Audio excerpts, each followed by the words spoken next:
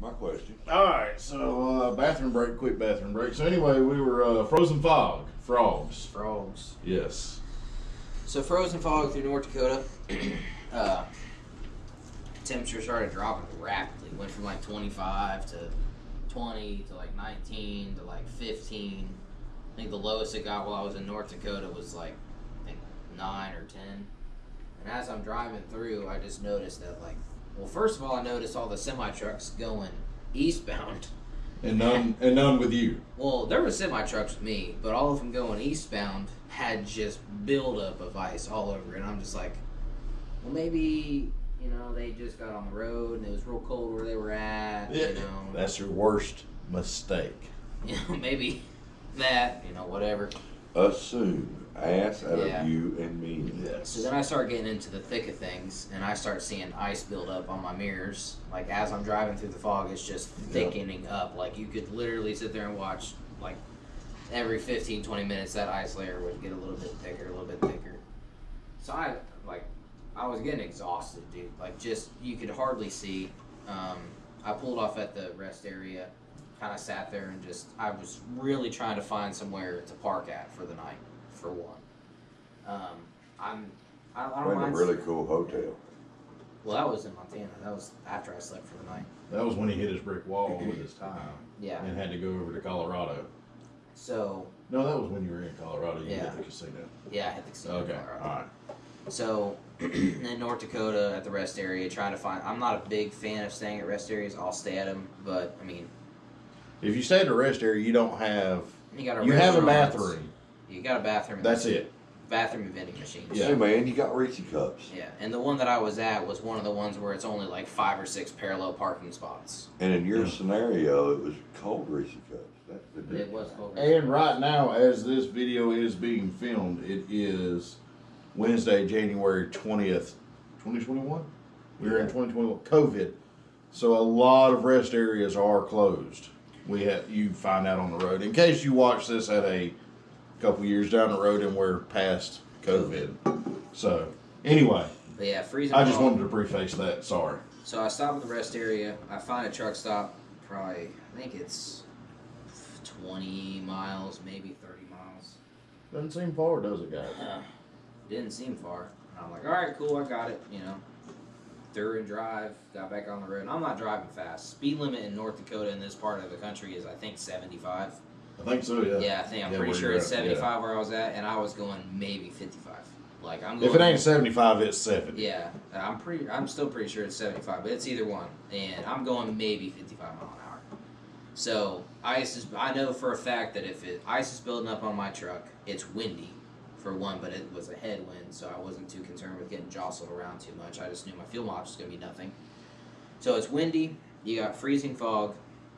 Ice is building up on my truck. I knew ice might be a concern on the roads. And you have to go north before you can go south. You have to go north before you can go south. So as I'm driving down,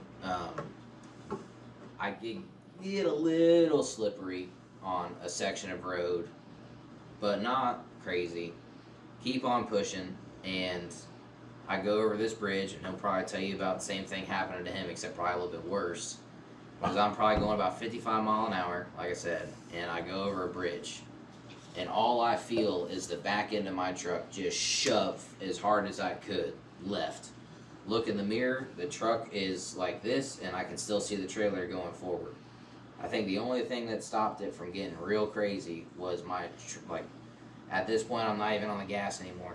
My truck hit dry pavement over the bridge, kind of sucked itself back into gaining traction, and the trailer was just pushing the truck forward. So had that been a whole sheet of ice on the bridge and the road, I could have been in the ditch, I could have been losing control of the vehicle for a lot longer and finally gaining control of it again. Or losing it completely. And never having it back. Never having it back. And luckily that truck stop that I found was about 5, maybe 10 minutes down the road from there, and I was probably going 35 or 40 at that point with my 4-ways on. Down the road, stopped for the night, woke up the next morning with a layer, I crap you not, that thick of ice on the backside of the trailer, that thick on the tailgate of my truck. ice that thick on the chains of the trailer, ice just everywhere. So then I'm like, I'm gonna be here for a little while. Me and him, I sent him the road condition map that I'm looking at for getting into Montana, because I go about 10 minutes into Montana and then I am just on back country roads going to where I'm delivering for 6 hours. And once you start it, there's no rest areas, there's no truck stops, there's nowhere to stop at. Once you start it, you're committed, and you got to make sure you're... And that's kind of where your trip planning comes in, Yeah, you got to make sure that you're going to be good once you start it. You're not getting yourself into a can of worms. And if you run out of hours, or you're close to hours, you said 6 hours of back roads? Yeah, it was 6 hours of back roads. So if you don't have at least 8, we'll just say 8 is a good rule of thumb. If you know it's 6, Especially in case with of road crappy weather. conditions. Well, even if not crappy weather, just road conditions or traffic or whatever. If you don't have 8, you might want to stop at that truck stop and sleep for the night and do the it 6. tomorrow. Yeah. But, Because DOT does not care that you have Problem. you poor trip plan. yeah. Our problem. Yeah. There's a couple of small guidelines with that, but there's not a whole lot of people there. No. You used to say the 6 P's in the Army. Pre-planning prevents piss poor performance. Performance, yep, that's it. But then I get a hotel, because I know I'm going to be there for a little while, and I get my hotel in Montana. Where I stopped at in North Dakota was mile marker 1. Oh, you didn't make it No, far I at didn't all. make it. No, I didn't Oh, make it. wow. I didn't make it. Wow, guys, I ain't heard the whole story. No, I'm talking All I heard on this whole story is you got to go north before you go I'm south, talking- and I thought y'all would get a kick out of it, so I thought I'd bring it up. Mile marker 1, North Dakota, Montana is the next exit. Not mile marker 1, North Dakota. Oh, I'm talking like the last mile marker Oh. for North Dakota before you cross into Montana. I could have thrown a stone into Montana. couldn't drive to it. Couldn't drive to it though, because I was done. You was done. I was done. That was it. That was it. Because when you hit ice, guys, and I hit it on my last trip, and I will cover it because he prefaced it a little bit, I will cover it. It's a whole different experience if you've never done it. Because I'm from Central Alabama. I don't see a whole lot of ice. We get ice once, maybe twice in the same year every 3 years. So, And out west, it seems like they don't take care of their roads very well. well, Because when I Colorado- got off that exit in Colorado Montana, uses like gravel on their roads for well, ice. I found out why. In Colorado, Montana, Wyoming. Yeah, I found out If Wyoming you put has- salt on the roads out there, It just freezes the over. moose will come and try to lick the salt. Really? Off the I didn't know interstate. that. And then there was actually cars hitting moose on the vehicle, which they're like what, Huge. 1 ton, Yeah, ton and a they're half huge. animals. They're They're like huge. 2,000-pound animals. They're huge. But there was ice all over the off ramp going to where my exit was for the. So that's hotel why in they use Montana. gravel for real. Yeah. So there you go, guys. That's why they use gravel. One If of you're the from reasons. Colorado, you know. But I did not know that. I just know that they use gravel. And I was like, why in the world would they use it? But that makes a Yeah. lot of sense. But as I'm getting off at the exit in Montana to go to my hotel, there's ice just on the whole off ramp. The entire off ramp. I barely stopped. I was a little bit out in the intersection. I was getting off the interstate at like 25 miles an hour because I seen the exit before me. Yeah. And I seen how bad that one was. And I'm just like, you've got to be crapping me right now. So I get off, I get parked, I get in the hotel, and I'm just like, good God, man. Then I'm in the hotel for a day and a half. Then finally get to drive the 6 hours. And mind you, the roads were green at that point, but I had about 12 hours before 25-mile-an-hour sustained winds came in. Oh, wow. So then I went and delivered, and I got the hell out of Montana. Yeah. And I'm pretty sure North Dakota, too. Yeah. Majority through North Dakota. I don't know if I made it all the way out because, I had to drive 6 hours. Then, And before you can get in Elkhart, you got to go north well, before you can go yeah, you gotta south. go north before you go south. Yeah, But yeah. somebody else has got to have a funny story, not just me. I'm full of it. But My whole life is a funny story. But he prefaced it earlier with the ice and me and all. Just got back from California, and Sam's got a funny story about maintenance. I was in Wyoming, and after battling high winds, I was actually on the phone with old Sammy, and Just so y'all know, I was gonna talk both of them through both of them. there you go. But he I was going, what did I tell you, 45, 50 miles an hour because it didn't look great. and I mean the back end of the truck just, and I was like, oh God! I said, I think I just hit ice. And Sam goes, why? And I said, because the trailer was straight, but the back of the truck came out. And he's like, yeah, I think that's ice. I said, oh, okay. Then wind gust would come, and I ended up in the emergency lane, and I never turned the steering wheel. So yeah, I mean that one was interesting. I don't like ice. But this was supposed to be funny stories, and now we got bad stories. So what you got, Sam? You got a good one? You got a good one? Some of the good stuff you can see, like the painted desert or the. I mean, for me, He's got an unnamed service center taking. no, I'll friggin' name them. It's Effingham Speed Co. without Oh, question. no, before that, Oh, you my have God. an unnamed service center here in Indiana that takes 9.5 hours to. I'm not gonna go into that one, but I mean, for me, bad experience was the first bumper pull I ever pulled. Scared me slap to death. Pulled big trucks my whole life. Got on the interstate just above Dayton, Ohio. What was the shipping weight on it though? Just to give them an idea. Oh my God, I don't remember. It was a little. It was probably like 36-foot 7,000 pound shipping weight. Maybe. I feel like the lighter ones are worse. 8,000 pounds. Yeah. It's like 36, 38 foot bumper toe. I didn't have it set up right. For the love of God, learned how to set up a bumper toe. We're fixing to learn. Dan. We're gonna do a video on that. No, we don't need to. Dan's does a Okay. And that's with 411s. 411 rears. 411 rears. And I'm running 355s. You said 900? 950. 950 in fuel. I think I was 750, 780 in fuel. However, So there's not much difference in fuel price between our two trucks. I have a 350 shipping weight short on trailer. short wheelbase. 3,500 pound difference. Exactly, 3,500 pound Yeah. difference in weight. Yeah. So There was that. We did run down to, ran down 44 to 40 out. Yeah.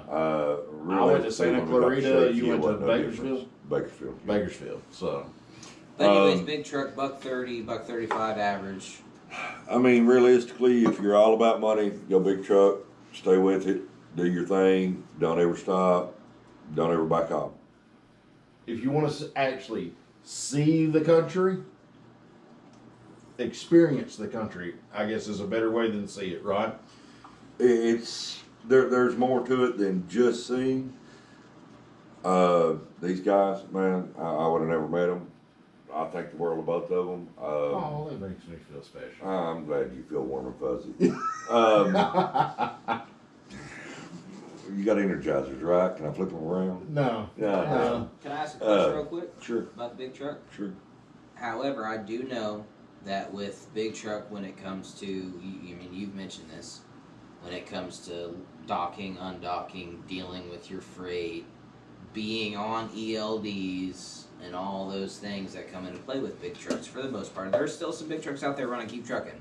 You know, there is. Not many, but Not many, but there is. Well, you got a couple old schools out there Yeah. that will So- not give it up, and I don't blame them. Me either. But they're probably getting messed with hard being in a big truck on Keep They probably are. Y'all done? Yes. We can all split a little bit of it if you want. I'll have another little splash. If I you would want. love a splash. I mean, I'll do a splash, Splash me. and then you splash. Y'all, and it's Chris's birthday here, so y'all It wish him a is. happy birthday in the comments. If y'all don't mind. But what I was gonna say about the whole thing with big truck is, you have all that, and so take that into consideration.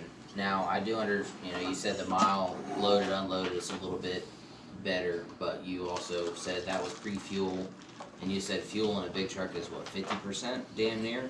It's somewhere between 30 and 50. 30 and 50, so just meet it in the middle, call it 40%, so 40% of a $1.30 is 65 cents would be 50, so 40% would be what, 50 and change, getting close to 60 cents.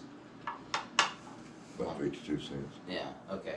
So, I mean, and our 90 cents, 80 cents, 60 cents, whatever it may be on that load is going to be, dang close, but when it comes to docking, undocking, dealing with your freight being on ELDs, having the strict, you're following the speed limit of that state. You know, like if you're running through Indiana, you're 60, 65, 70, yeah. and a 70 because you're over 13 tons. You know, we're unloaded. Or you're governed to 67 miles an hour. Some are 62. 62, and then you get in a drag race with 61 and a half. But anyway, so your that. time.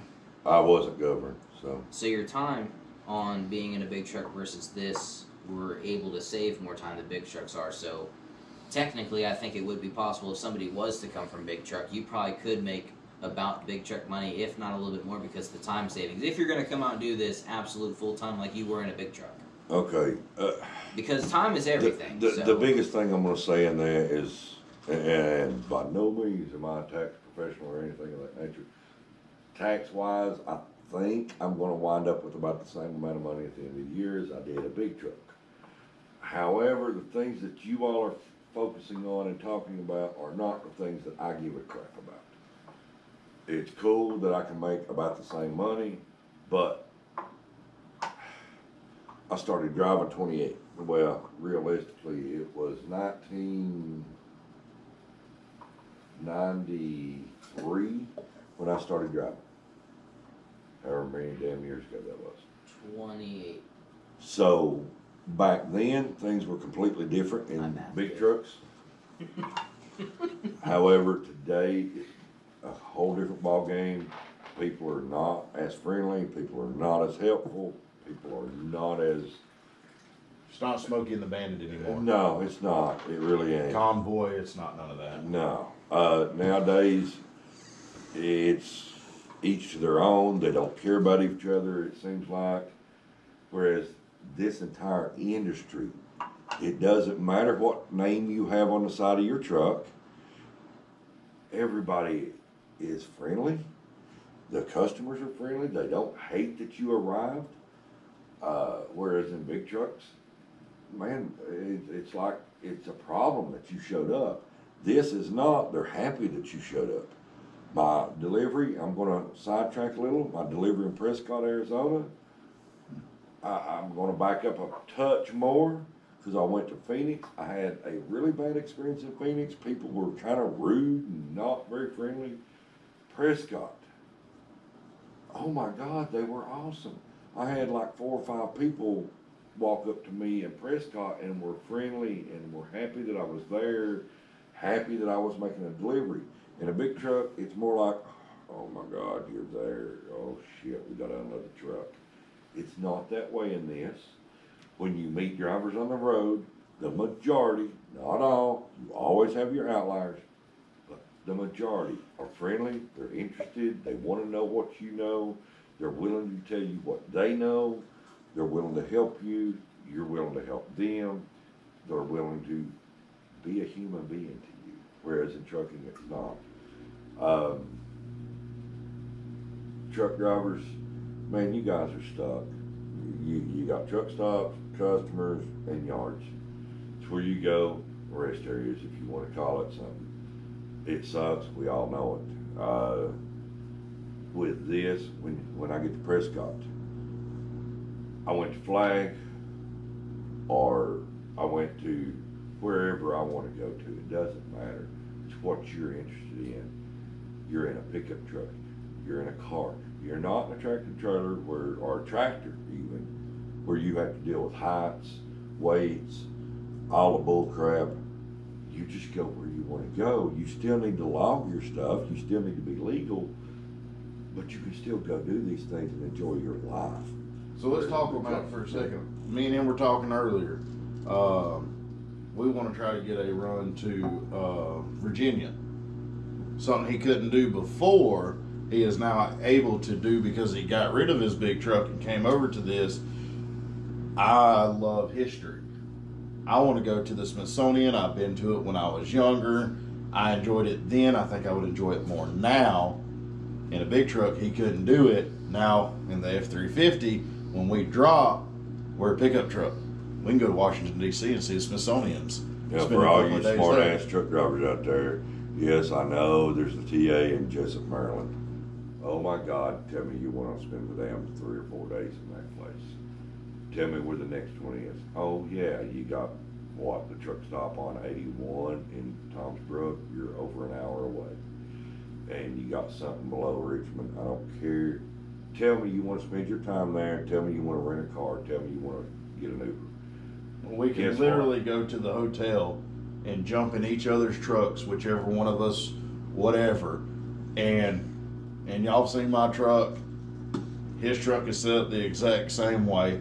So we can follow each other into town, park, pay for parking or whatever. We don't have to rent an Uber.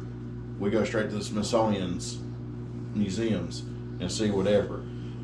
There's another guy, we're not going to say his name. He went to Mount Rushmore after he dropped. Could you do that in a big truck? Honestly, I mean, let's just be honest. Yeah, you can get there. Is it easy? No, or would it be easier in the pickup truck? Easier in the pickup. Okay.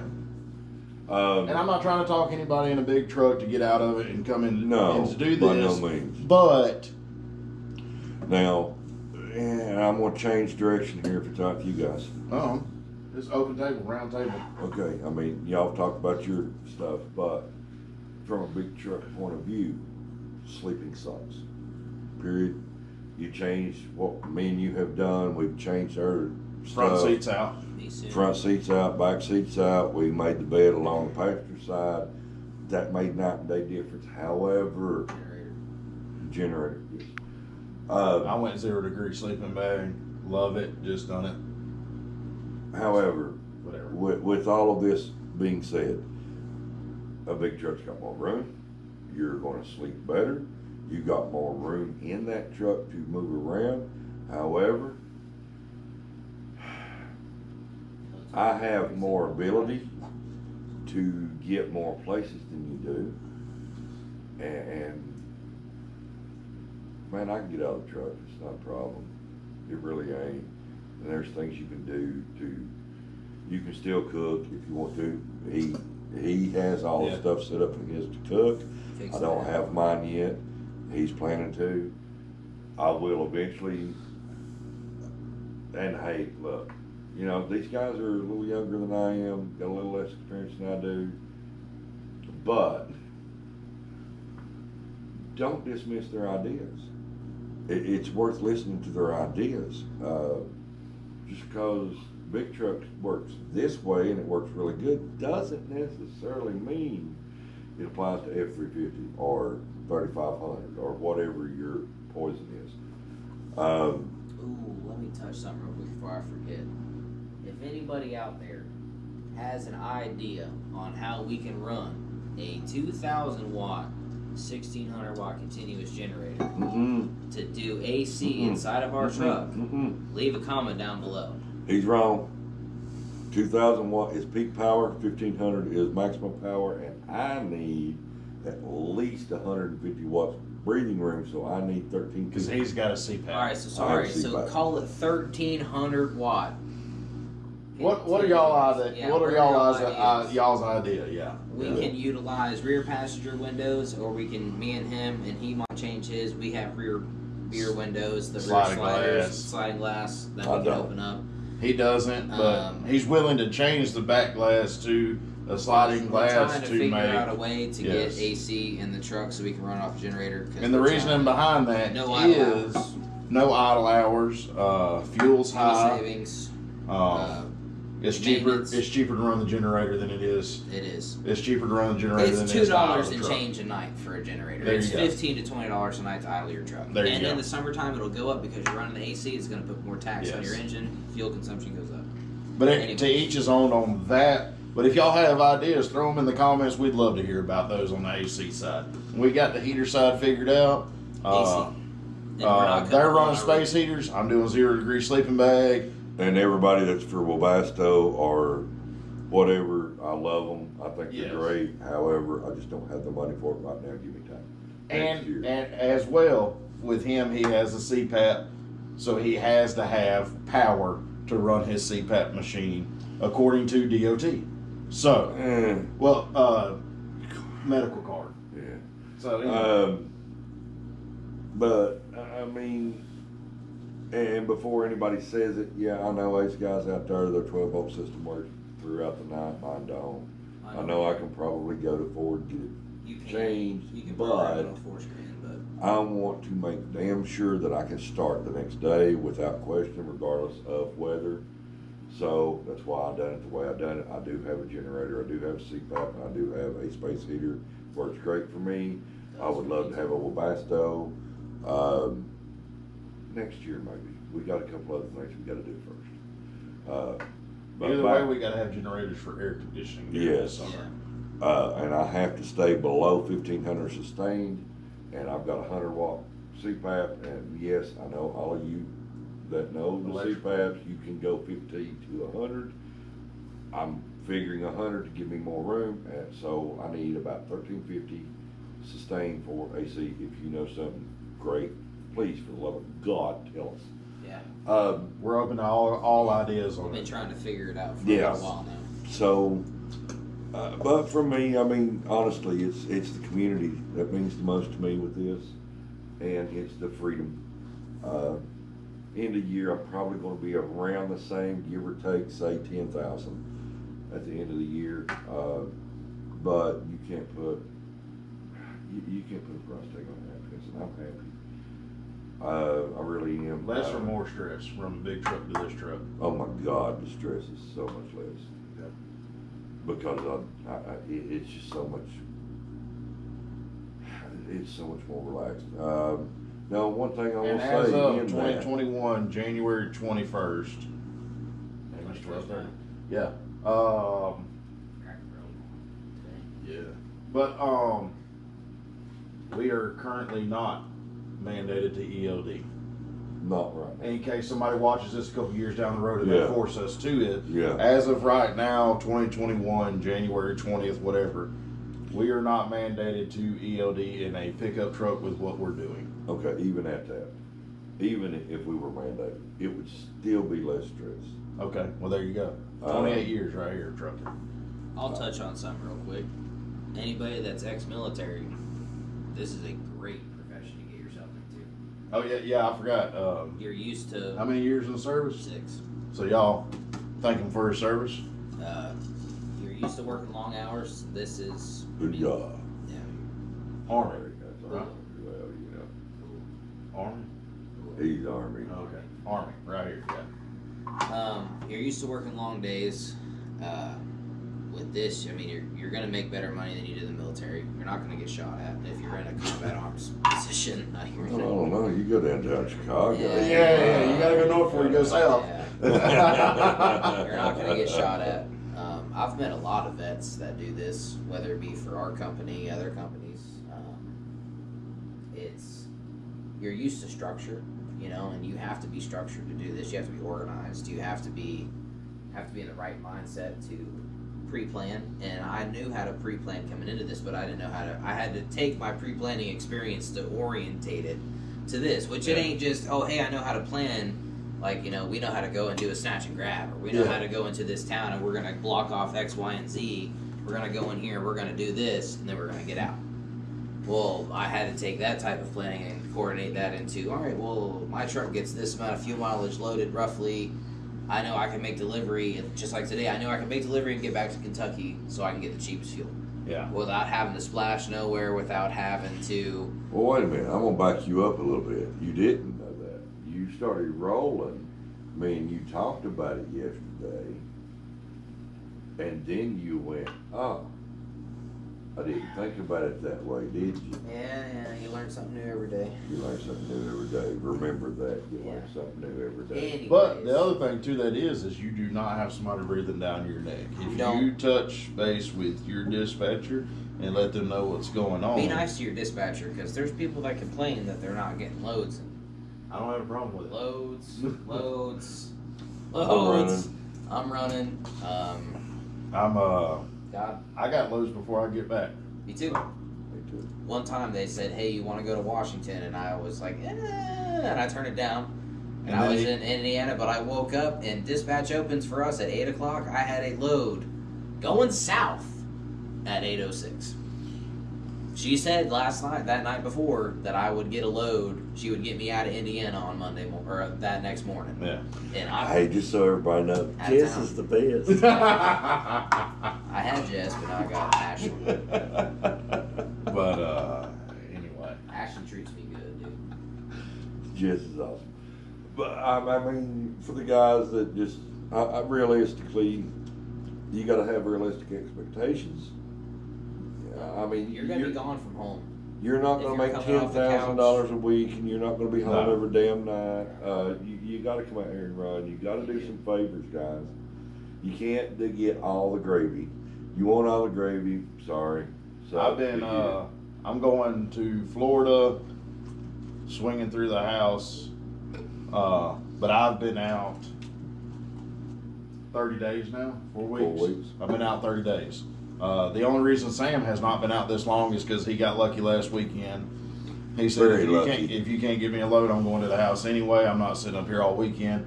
And a load came up going to his house. So he got lucky on that. By the But time we've I been get out. home, I'll be out for 2 weeks. And the only reason why I'm going home is I told my dispatcher I wanted a long load.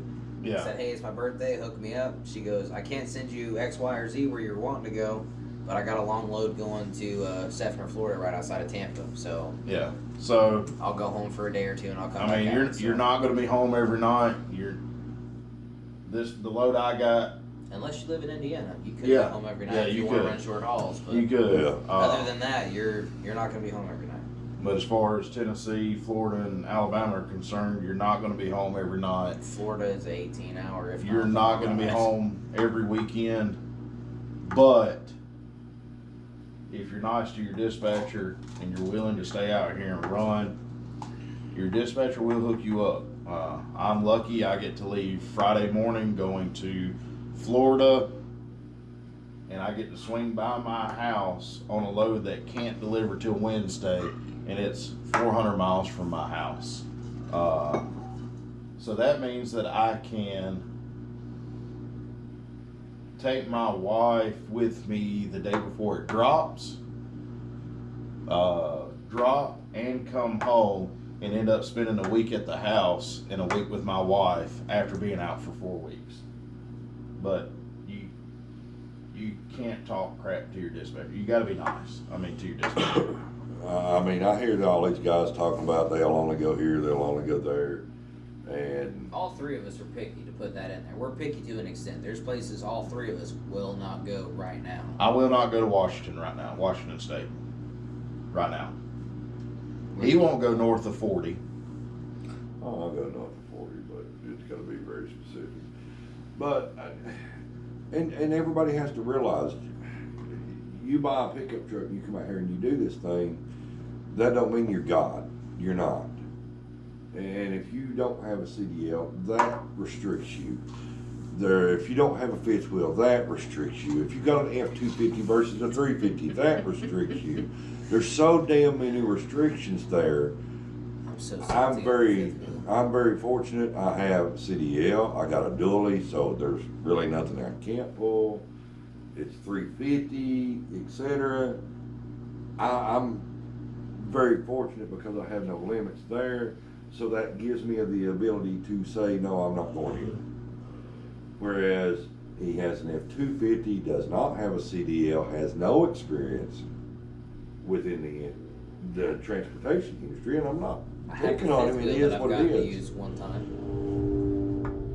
So the differences there is, And here's the other thing too, is I have a permit for a CDL with an F-350 single rear wheel, and if you don't know the difference is I have everything he has. I don't have the dual wheels on the back. but he's And- short and stubby. Yeah.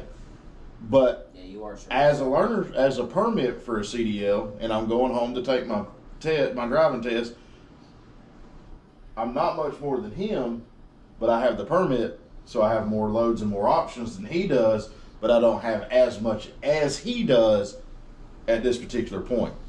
But what it boils down to, guys, you can't come out here and just think you're going to get everything you want. No. It's not going to happen. Even I don't get what I want, and I have everything basically. Yeah, I can get a pedal hook, whatnot, but basically I've got the majority of what I can have. I still don't get to go, you know what, I want that. And it don't happen. I mean, I've been doing it 3 months. I still have to build up experience, even though I've got 28 years experience driving a big truck. I don't have 28 years pulling RVs, guys. Yeah. I've got this driving experience. I've got the truck. I've got the credentials, but I still have to build up rapport with my dispatch, rapport Safety with miles. the company, safety miles with the company. And over time, in another year or two, yeah, I may be able to go on that and knock you out of it or you out of it or whatever. Right now, I still have to pay my dues, and you got to pay your dues when you start out. Realize that. Realize what you have for credentials and what you can really expect. He can't expect the same that I can. He can't expect the same that I can. But just I can because get of more than him. credentials. Get your credentials if you want more. Get the equipment if you want more. Yes. Otherwise, quit complaining. Get out there and run, and you'll get your credentials. Because it don't cost but like $50 to get a CDL with non-air brake endorsement. I'm fixing to do it.